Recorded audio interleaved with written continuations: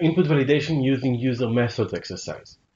So in the show products, add an error message in the product name has less than 3 characters using u.len.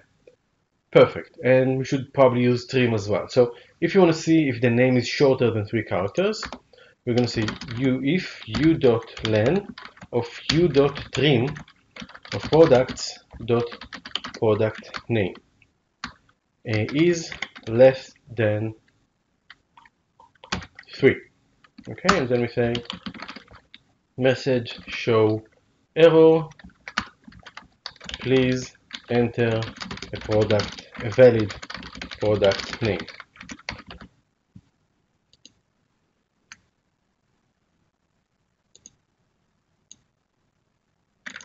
So if you're going to say here's something 1 characters, with 2 characters, with 3 characters, great.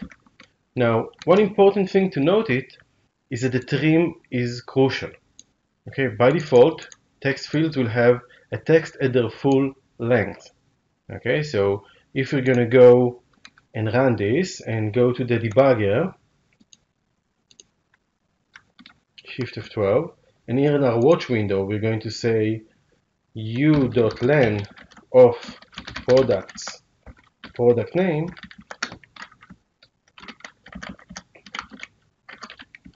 okay, we'll get 40, even though products.product name, okay, is shorter, but you can see here that it has all of these spaces over here. So by default, the field will also have spaces to its full length by its format. We're going to talk about it later.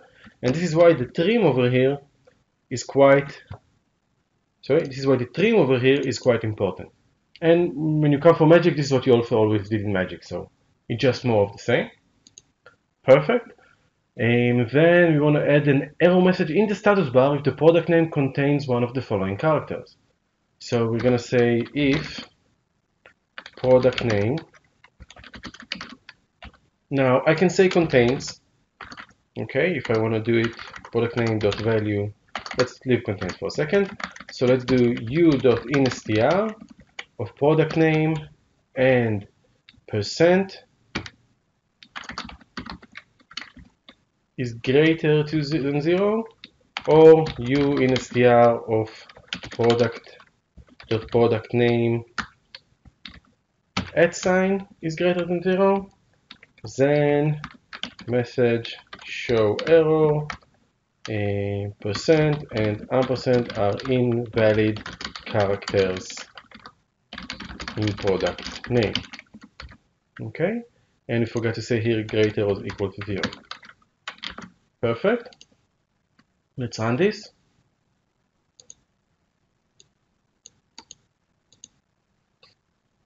So we're going to add an @ and we'll get the error. We're going to add a percent sign. We're going to get the error. We're going to add a dollar, and we're going to get the error as well, which is quite annoying. We've got something wrong in our code.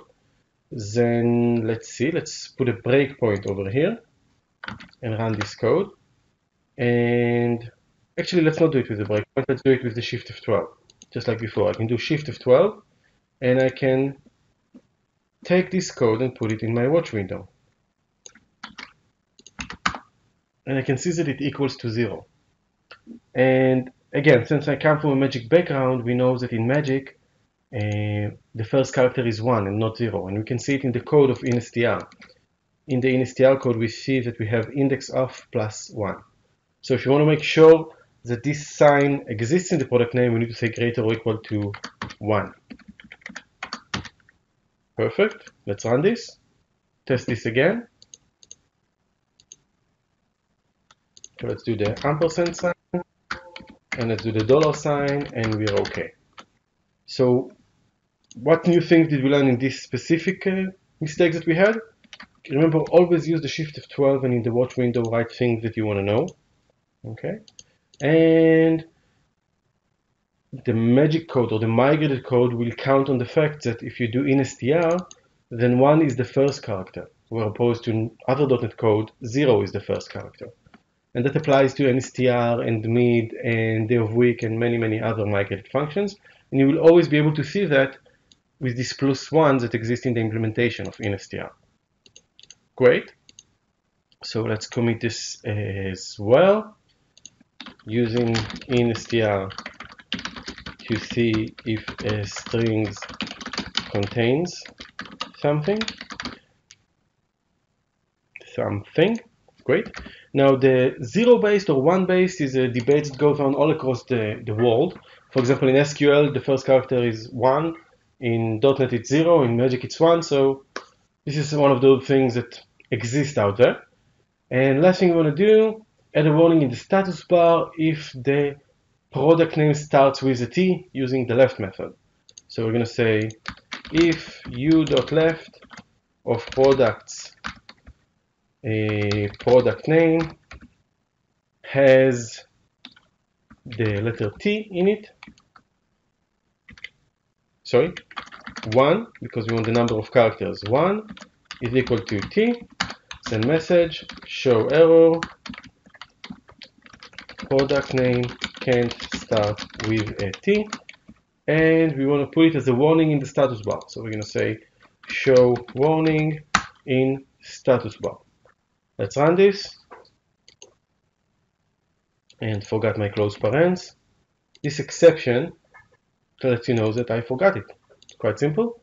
Let's run this. And if we'll add the T to the beginning, we're going to get this kind of fun again. So let's go back to our code. Go to the watch window, test our expression. U left of product name is T. U left of product name is equal to T. Yes. Perfect. So when we'll do that, we'll be able to see that we get the message here in this status bar just like we wanted.